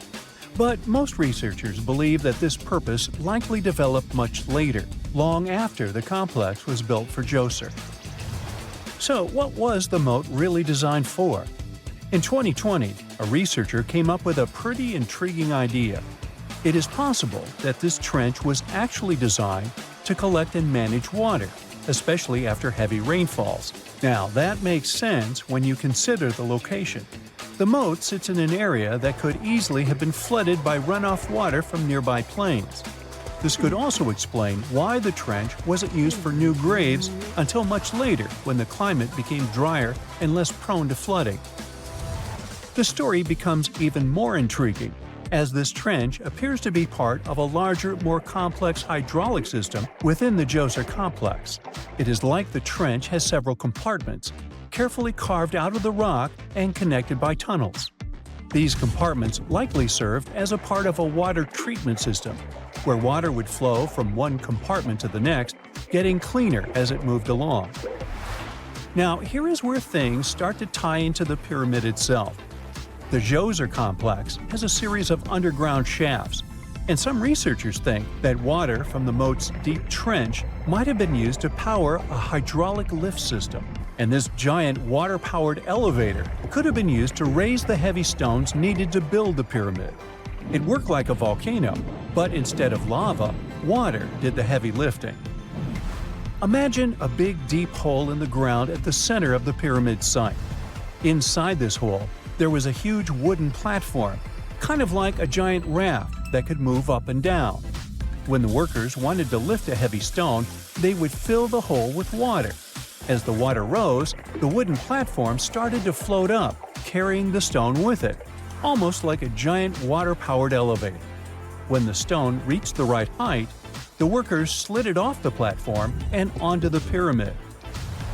The idea is that water from the deep trench, after being cleaned and filtered, would flow into these shafts. A massive float, possibly made of wood, would then rise as the water filled the shaft, lifting the stones up to where they were needed for construction. Once the stone was in place, they'd let the water out, lowering the platform back down to the bottom, ready to lift the next stone. This fancy hydraulic lift system could have been a game changer, making the whole building process a lot faster and more efficient without using a lot of workforce. It is like the ancient Egyptians were already embracing the whole idea of work smarter, not harder. But of course, not everyone is on board with this theory. Some experts argue that the area where the step pyramid of Djoser was built couldn't have held enough water from occasional rains to maintain such a fancy hydraulic system. The main theory suggests that, in the past, there might have been some kind of lake nearby that would have filled up after a period of rain, and this lake could have supplied water to the complex's hydraulic system. But there is no mention of such a lake in any ancient Egyptian writings, so it might be more of a what-if situation than a reality. And then there's the issue of the hard work itself. Remember when I said this method could have allowed the ancient builders to raise stones with far less effort? Well, that might not be entirely true. According to some experts, just building this hydraulic device would have required a lot more heavy work than simply moving the stone blocks using good old-fashioned manpower. And let's not forget, the step pyramid of Djoser is like a baby pyramid compared to those that came later. The stones used for Djoser's pyramid weighed, on average, about 660 pounds each, which is nothing compared to the more than 2.5-ton blocks used later for the pyramid of Chephren. If this cool water lift theory gets completely ruled out, we still need to explain how this pyramid was built in the first place. To answer that, we need to rewind a bit and talk about the original plans. See, before Djoser's tomb became a pyramid, the idea was to construct a simple mastaba. This type of tomb was pretty common in earlier periods, a flat-roofed, rectangular structure with sloping sides. But after the original mastaba was finished, they decided to expand it a bit by adding more layers on top. And then they added even more layers, until the construction reached 6 distinctive steps, each one smaller than the previous. And they probably did all this by raising those heavy stones using ramps, not a water-powered elevator. There is still so much we don't know about the step pyramid of Djoser. More research is definitely needed to fully understand how this system worked, or if it even existed at all. But the idea of using water to help build the pyramid adds a whole new layer to our understanding of ancient Egyptian engineering. It's a powerful reminder of just how clever and resourceful those builders were, using the natural landscape and the power of water to create one of the most iconic monuments in history.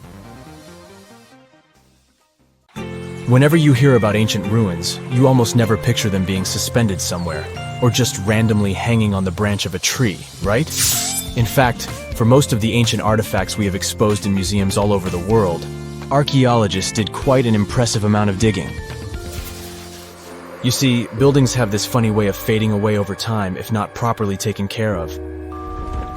Sometimes we need to reuse some building materials, so an older construction may be sacrificed in the process. Other times, houses are abandoned, and once they are exposed to the elements on the surface, like rain or sunlight, they don't really stand a chance. Some just simply crumble away due to good old erosion. So the only way a piece of architecture can survive the test of time is if it's somehow gotten buried deep down. Now, how did they end up buried in the first place? Well, it's quite the comedy of errors. Ancient cities had a habit of gradually raising their ground level like a kid adding toppings to their ice cream sundae. You see, these settlements were always busy collecting food and building materials to keep up with their ever-growing population. But hey, who has time to deal with waste and rubbish? It wasn't exactly high on their to-do list back in the day. So when it came to building new houses, ancient civilizations found it much easier to save their sweat and tears by piling up the rubble and constructing right on top. But that's not all. Rivers would also occasionally flood and deposit a layer of sediment on the city floors, further encapsulating those ancient constructions. And in those dry regions like the desert, where the wind likes to show off its sand and dust dance moves, you can bet it was a constant struggle to keep the establishments clean. One hilarious example is the Sphinx, which had its head buried in sand until a group of archaeologists unearthed it in 1817. Some ancient towns eventually got covered up because they were completely abandoned. With less human activity to control their expansion, plant seeds couldn't resist the opportunity and sprouted all over the place. They gobbled up carbon dioxide from the air and grew, adding more and more bulk to the ground. Those cheeky roots even decided to stabilize the soil made from decaying plant matter, creating layers upon layers of earthy goodness. It's like the ultimate DIY project Mother Nature embarked on, with plants as her loyal helpers. The act of digging into the secrets of ancient civilizations is not just about unearthing a lost world. It's also an epic quest to reveal the hidden treasures beneath layers of history. But how do archaeologists know where to dig in the first place? If everything is covered in layers upon layers of sediments, debris, and plant roots, they must have some sort of system they rely on before embarking on a new project, right? For starters, they're not always the ones suggesting an archaeological dig in a certain location. Let me explain. Let's say you're a contractor and you want to build a new fancy apartment complex in your city. Some local legislations have certain requirements before your project can start, though. For instance, before anyone starts building on a piece of land, they might need to bring in specialists to check the soil. These clever folks can be archaeologists, geologists, or paleontologists, and they need to keep an eye on things during development. If any artifacts or ecofacts, fancy word for organic remnants, are discovered, these experts swoop in to excavate and study them. But what about sites that have nothing to do with bulldozers and yellow hats? Archaeologists have more than one trick up their sleeves when it comes to locating ancient hotspots. They dive deep into historic records with a healthy dose of detective work. By sniffing out old documents and maps, they can piece together the puzzle of human activity in a specific area. If a site has been visited before, it's even better. Finding records of past excavations or historical accounts can give archaeologists lots of information on where to continue their treasure hunt. Before archaeologists start swinging their shovels, they engage in a bit of a visual scan mission. Armed with a grid system, they'll stroll around the site, keeping their eyes peeled for any artifacts that might be hiding just beneath the Earth's upper layer. From groundstone tools to historic glass and even ancient garbage dumps, yes, they're also valuable. These keen-eyed explorers can spot signs of human activity faster than most people. If they stumble upon midden soil, fancy term for a garbage dump, they know for sure that humans once called this place home. Archaeologists don't just rely on their trusty shovels, though. They have an arsenal of gadgets to aid in their search for hidden wonders. Geophysical tools are like their secret weapons. Take the resistivity meter, for example. This clever contraption measures the electrical component of the soil and any buried features or artifacts. A buried wall, for instance, will create a different resistivity reading than the surrounding soil. Magnetometers and ground-penetrating radar work in similar ways, showcasing potential hints of ancient treasures in the soil. And who could forget our trusty old friend, the GPS? It helps archaeologists map out precise locations, like a high-tech treasure map, leading them straight to their pot of gold. Care to virtually visit some of the most important archaeological sites in the world? Well, follow me. In the United Kingdom, for instance, you'll find this interesting place called Stonehenge. It's one of many henges scattered around, but this one really takes the cake. Picture this: massive ancient stones standing tall and proud, arranged in a funky outer ring and an inner horseshoe, with some smaller stones thrown in for good measure. And guess what? These amazing stones have been around for over 5,000 years. Talk about a serious case of rock-solid longevity. Now, here's where it gets interesting. According to local folklore, the legendary wizard Merlin whipped out his magic wand and poof! He teleported these massive stones all the way from Ireland. Apparently, some giants had assembled them there, but Merlin decided they would look much better at their new location. Others think it's just the ruined remains of an old Roman spiritual edifice. These amazing structures were built by our Bronze Age ancestors. With their simple tools and limited tech, they managed to create this monumental masterpiece. Impressive, right? Unfortunately, there's still so much we don't know about this area. Stonehenge's initial purpose remains a mystery to this day. Sure, there are lots of theories, but scientists have yet to agree on the subject. However, we do know that it's perfectly aligned to catch the sunrise during the summer and winter solstices. The ancient city of Pompeii is an equally amazing archaeological site. Picture this: Mount Vesuvius, a notorious troublemaker, decided to throw a volcanic tantrum and completely covered this ancient Roman city. It turned it into a time capsule, located outside present-day Naples in Italy. Fast forward to the year 1748, when a bunch of adventurous explorers stumbled upon Pompeii. Lo and behold, they discovered a treasure trove of well-preserved goodies: streets, houses, food. Probably a bit stale by then. Blingy jewelry, fancy sculptures, colorful frescoes, everyday household items, and even animal and human remains. It was like an epic archaeological party. From the looks of it, Pompeii had it all. Fancy houses and villas, a massive 20,000-seat arena, cute little artisan shops, hangouts like taverns. And let's not forget the saucy spots like those luxurious bathhouses for some intense pampering. There's also the sanctuary of Apollo, where people used to gather for their daily dose of worship. And of course, the bustling heart of the city, the Forum of Pompeii, where all the cool people used to hang out. And guess what? Pompeii is so cool that it made it to UNESCO's World Heritage List back in 1997.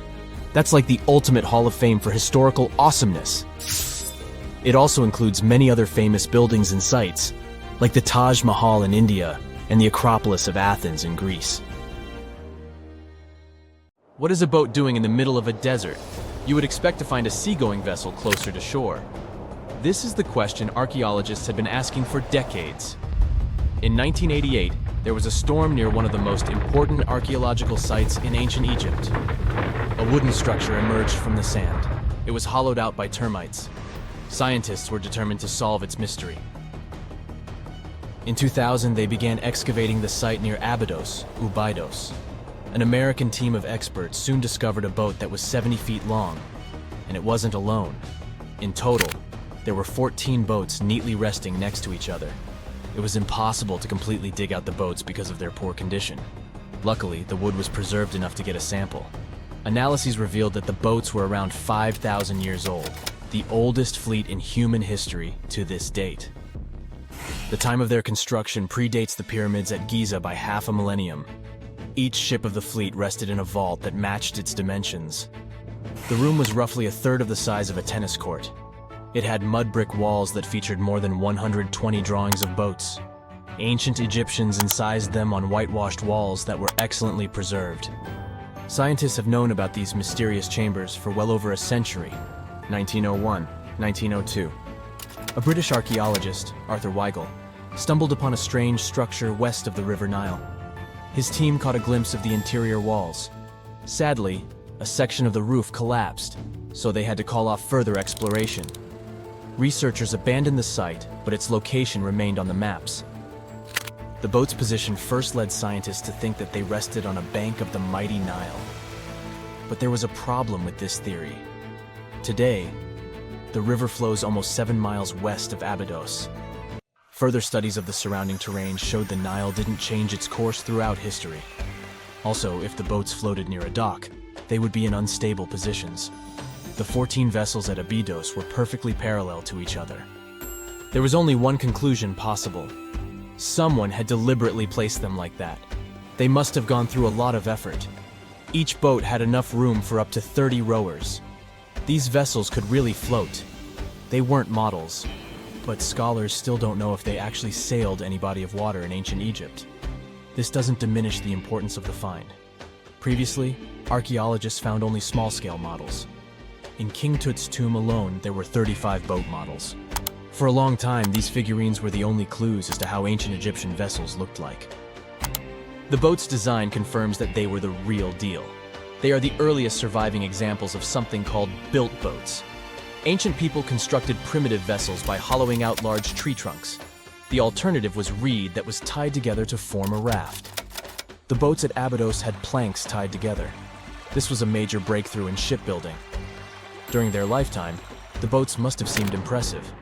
Timber was a valuable commodity at the time. There was no wood in the desert. Cedar had to be imported from Lebanon. The only person who could afford such luxury was the pharaoh.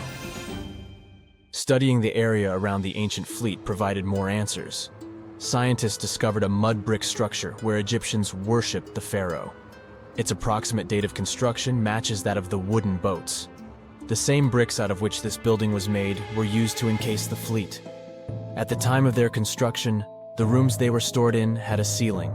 That's the section that archaeologists stumbled upon in the early 20th century. Just like mummies and coffins, these marvelous ships rested inside splendid vaults. The exterior of these rooms was also impressive. The outer walls originally had a plaster of white limestone. It reflected sunlight. In the desert sun, the structure housing the boats must have shone from miles away. Ancient Egyptian builders used the same technique to cover the pyramids 500 years later. Today, their surface looks jagged, but it wasn't always like this. When they were constructed, the pyramids had a top layer of fine white limestone. Their surface was smooth and it gleamed in the sunlight. Instead of stairs, the outer layer of the pyramids was more of a sleek ramp.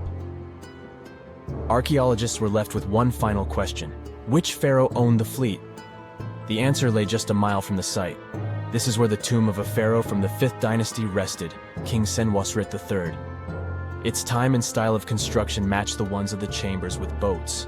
The very end of his rule might explain how the boats ended up in the middle of the desert. The pharaoh probably passed away in northern Egypt. Then his body was transported down the Nile to Abydos in a marvelous procession of decorated boats. The vessels were later lowered to chambers near the final resting place of their owner. This had a symbolic meaning. In the ancient Egyptians' belief system, ships played a key role. Their supreme deity was Ra. He traveled through the sky during the day in the form of the sun. At nighttime, he sailed through the netherworld in a solar boat. The pharaoh identified himself with Ra. That's why he needed boats in the afterlife. That was the only way to regenerate himself. Just as the sun rises every day above the horizon. This belief existed for thousands of years. The more famous Pharaoh Khufu also had a ship. Scientists found it in 1954 next to his pyramid at Giza. It is some 4 centuries younger than the fleet at Abydos, but Khufu's ship was almost 2 times longer. The Great Pyramid of Giza and King Tut's tomb are some of the most famous archaeological finds in Egypt. But there are many more secrets hiding beneath the endless sands of the Sahara Desert. Recently, 2020, archaeologists found a lost city there. They have labeled it as the most important discovery since King Tut's tomb, 1922. The city of Aten is some 3,000 years old. Historians hope it will give them a unique insight into the everyday life of ancient Egyptians. The famous archaeologist and Egyptologist Zahi Hawass proclaimed the site a lost golden city. Aten sits some 300 miles south of Egypt's capital, Cairo.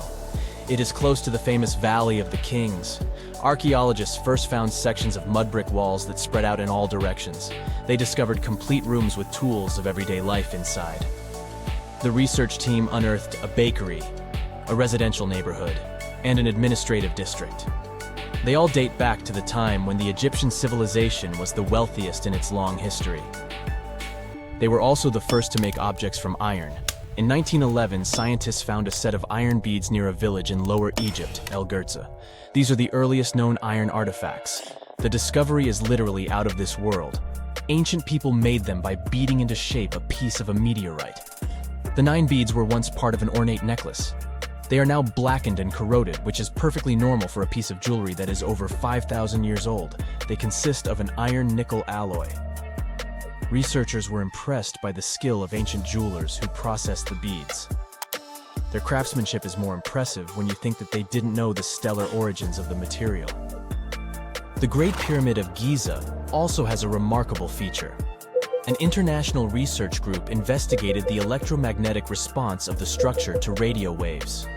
They found that the pyramid has the ability to concentrate electromagnetic energy inside it. This occurred inside its chambers as well as under the pyramid's base. It contains an underground, unfinished chamber. It seems that the electromagnetic response is connected with the properties of limestone, the Great Pyramid's main building material. The research results might have a practical application. The way solar cells and nanosensors function could be improved by this remarkable find. When you hear the word mummy, you might get a chill down your spine. That's because most of us associate this word with those creepy characters we've seen in some scary movies. But in reality, mummies have helped us understand a lot about ancient civilizations, their rulers, and about how people used to deal with losing their loved ones. The people most famous worldwide for their mummies are the ancient Egyptians. They believed that some sort of existence after passing away was possible, if certain conditions were met. That's why they insisted on preserving the human body through the process of mummification and placing the mummy in a furnished tomb, kind of like giving it a fully functioning apartment of its own. Why did they believe in this? Well, because they were deeply connected to their natural environment for the most part. They saw the natural cycles around them, like how the sun rose every day, followed by the moon, or how new life was always sprouting from plants, even after they had wilted away. They also believed that the powerful spirit Osiris, who represented the cycle of passing away and resurrection, played a role in this process. To prepare for the afterlife, the ancient Egyptians followed certain rituals, like mummification, which involved using materials like honey, resins, and incense to preserve the body. There's no other mummy more popular than that of King Tut. He was a young pharaoh who ruled over 3,000 years ago in Egypt. The problem with discovering ancient royal tombs is that most of such burial sites were previously robbed. People knew ancient rulers had been left with many valuable belongings, so those locations became vulnerable to thieves. When King Tut's tomb was opened in 1922, people were excited because it had not been robbed, like many other previously discovered royal tombs. That's how well hidden it was. Inside, his mummy was encapsulated in a total of 3 coffins, including one made of gold. The objects found in his tomb showed us what ancient Egypt was like, and studying his mummy also helped us learn about the culture and practices popular at the time when he passed away. We also learned about his family by looking at his DNA. Scientists were able to discover that he had had a disease called malaria and a problem with his foot that might have made it hard for him to walk. Ramses II was another pharaoh in Egypt who ruled for 68 years, which was quite a lot back in the day. He was known for his expansion campaigns and building projects. Many objects from his time as a ruler still exist today, including a large statue of him. Ramses II was about 6 feet tall and lived to be about 90 years old. After looking at his mummy, scientists concluded that he may have had a medical condition that affected his spine. Now, remember those thieves I mentioned before? They are probably the reason why Ramses II ended up in a plain coffin in a secret collection of royal mummies at Deir al-Bahari, which was rediscovered in 1881. Thankfully, archaeologists were able to identify him because his journeys had been recorded on his wrappings. The process was really tedious too. In fact, in ancient Egypt, the mummification process could take a staggering 70 days to complete. A special person would say a very specific speech while delicately handling the body and drying it out using a type of salt called natron. They also used linen and resin to make the body look more lifelike and to wrap it in cloth. The tomb was equally as important for ancient Egyptians. The walls of King Tut's tomb, for example, were adorned with intricate artwork that depicted his journey to the afterlife, from his burial procession to his passage through the underworld. The ancient Egyptians believed that everyone made this journey after passing away, and they filled their tombs with items and paintings to help the person in their spiritual travels. Additionally, the walls of the tomb were decorated with spells from a special book, which contained a collection of poems that the Egyptians believed would help people reach the afterlife. And speaking of how important this journey was, people also placed food in these ancient tombs. In King Tut's tomb, archaeologists discovered 36 jars of vintage beverages and 8 baskets of fruit, which were believed to be left there to help him in his journey to the afterlife.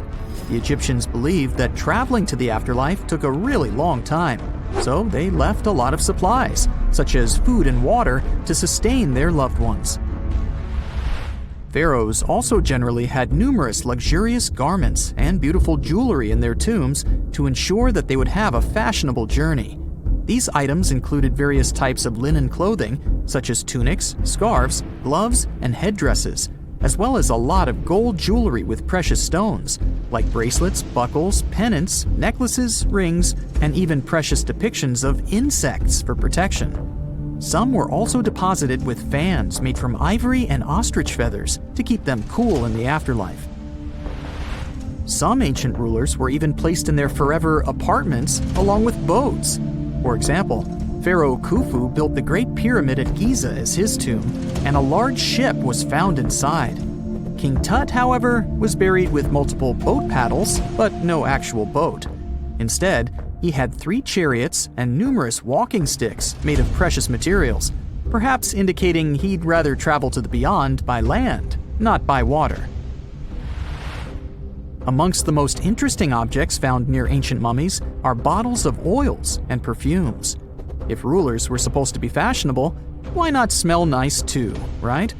Also, some of them had some ancient kinds of board games, most of them made out of precious materials like gold or ivory.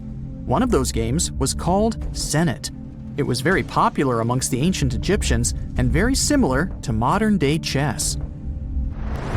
The ancient Egyptians may have the most famous mummies out there, but they weren't the first to invent the procedure. In fact, it all started in South America with an ancient civilization named the Chinchorro. As far as we know today, these people were the first to mummify their loved ones that had passed away. They did it somewhere around 2,000 years before the Egyptians started their own rituals. Sure, we can tell a lot about ancient rulers by studying these mummies, but until recently, we had no idea what they really looked like during their lifetime. Not so long ago, though, some very special mummy paintings were found by archaeologists studying ancient Egyptian objects. These mummy portraits are highly detailed paintings of individuals that were made while they were still alive. Such paintings were often painted on wood, as opposed to the classical portraits we all know about, which are painted on canvas. They are known for their realism and beauty, and have even been used by researchers to diagnose diseases by comparing them to the corresponding mummies. Some of these portraits also include depictions of jewelry, which was later found on the mummies. The recent discovery of these mummy portraits in Central Egypt is significant, as it marks the first time in over a century that such paintings have been found. Mummies appeared all around the world naturally, too. Mummification can occur without people intervening because of natural conditions, like extremely cold or hot environments, places with a lack of oxygen, or accidental exposure to chemicals that preserve the body. These conditions don't allow bacteria to grow, resulting in the body remaining more or less intact. Famous Otzi was one of these mummies. We know today he was a man who lived around 5,000 years ago in Europe. But upon his discovery in the Alps in 1991, Austrian authorities initially believed that he was a modern mountaineer because of how well preserved the body was. However, after the Iceman was removed from the glacier, it was determined that he was actually from the Copper Age. Consider the Great Pyramids, one of the original 7 wonders of the world and the only one that still exists today. Did you know that the pyramids of Giza weren't the only pyramids out there? And they weren't even the first ones. First, there were the pretty good pyramids, but they didn't catch on. Nah, I made that up. Back to the story. In ancient Egypt, it was believed that kings were chosen by gods to serve on earth as their mediators. In the afterlife, they were expected to become gods themselves. The pyramid complex was built to make sure that the king had everything they might need in the afterlife. The complex included the pyramid, a palace, and temples. The tomb in the pyramid, where the king was buried, was filled with many things they might need, like furniture, food, and gold vessels. Actually, the first pyramid had been built 80 years before the first pyramid of Giza appeared. Overall, there were around 100 of them. Some weren't finished though, since the construction took a while and not every pharaoh lived long enough to see the end of the construction. And now let's talk about the construction itself. The biggest of the pyramids of Giza is as tall as a 40-story building. So how on earth did they manage to build a structure that massive 5,000 years ago, long before machines and other equipment appeared? Well, let's figure it out. So Pharaoh Khufu ascended the throne around 2575 BCE, and his architects started the construction of the oldest and biggest of the pyramids of Giza. He figured that over 2 million limestone blocks had to be used to build the pyramid, each weighing around 2.5 tons, around the weight of a rhino. The architect wanted to finish the construction in 20 years. To make it possible, a stone had to be carried and pushed into place every 4 minutes, 24 hours a day, 7 days a week, and 365 days a year, except leap year. So obviously, a lot of workers were needed to make it happen. Many believe that it was enslaved people who worked at the pyramid's construction site, but that's not true. Workers came from all over Egypt to contribute to the project. All in all, around 25,000 of them. The Egyptians were doing all kinds of work, starting with manual labor and crafting tools to administrative work. They all worked around 10 hours a day.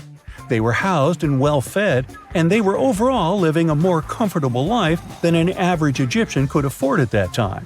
Supposedly, the builders lived in a nearby temporary city and were a highly organized community with a strong leader. The pyramids seemed to be designed to align with the points on a compass, and their sides symbolized the rays of the sun.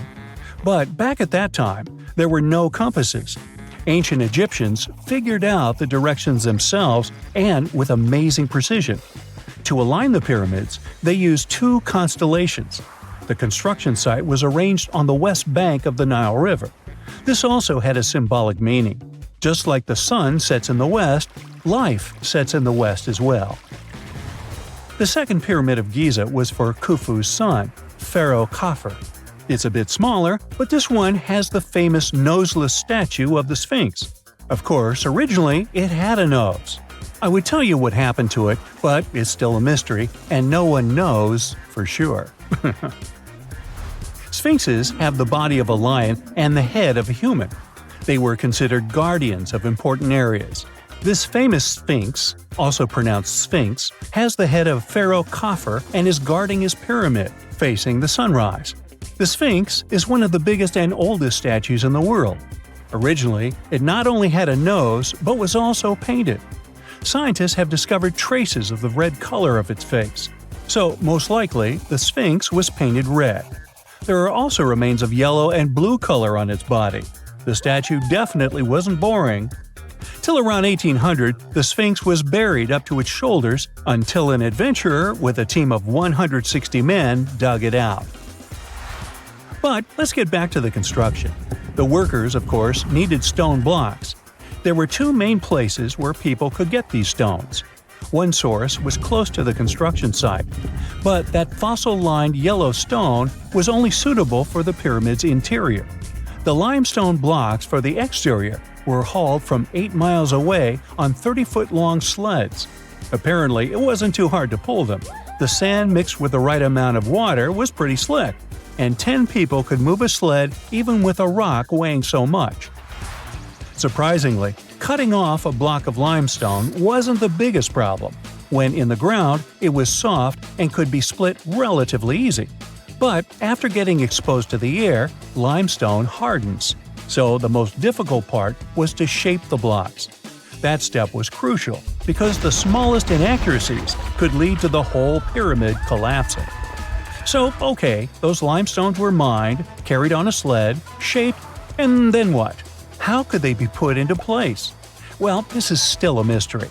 Archaeologists have discovered the remains of a ramp system that dates back around the time the pyramids were being built.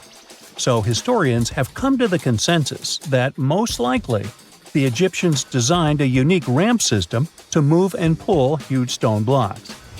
The most common opinion is that there were several ramps around the pyramid. There probably was a central ramp with 2 staircases on each side of it built over the pyramid stones. The ramp was growing as the pyramid was getting higher. People might have been walking up the stairs, pulling up stones on wooden sleds. But this is just one of the options. Other experts say that the ramps were around the pyramid, and some say that the ramps were inside the pyramid. Maybe we will never know for sure, and it'll forever remain a mystery. The exterior limestone of the pyramid was polished with sand and stone until it gleamed. On top, there was a gold and silver capstone, which glimmered over Egypt like a second sun. So that's how it was 5,000 years ago. Now, about the interior. Surprisingly, there's not much inside the pyramid. Most of it is just solid stone with very little open space. But let's take a quick look inside. From the entrance, there are 2 stairways, one going down and the other going up. They take us to the chambers. There are 3 of them inside. Now, why is that? Apparently, throughout the whole construction, a burial chamber had to be prepared at all times, just in case a pharaoh kicked the bucket before the construction ended. So, separate chambers were built one after another as the construction progressed. The last of them was the main one. It's called the King's Chamber. It's the one where Khufu was resting. It's the biggest room at the very heart of the pyramid, and there's a big passageway leading to it. It was likely used as a kind of elevator to move granite up to build the interior. Granite was also used to make 5 stories of support beams to ensure that the pyramid didn't collapse. And we can see that it worked since it's been standing for centuries. Unfortunately, none of these chambers have hieroglyphs on the walls. If you want to see the writings, you should go to the decorated tombs near the pyramids. Those pieces of art are depiction of ancient Egypt's culture and daily life.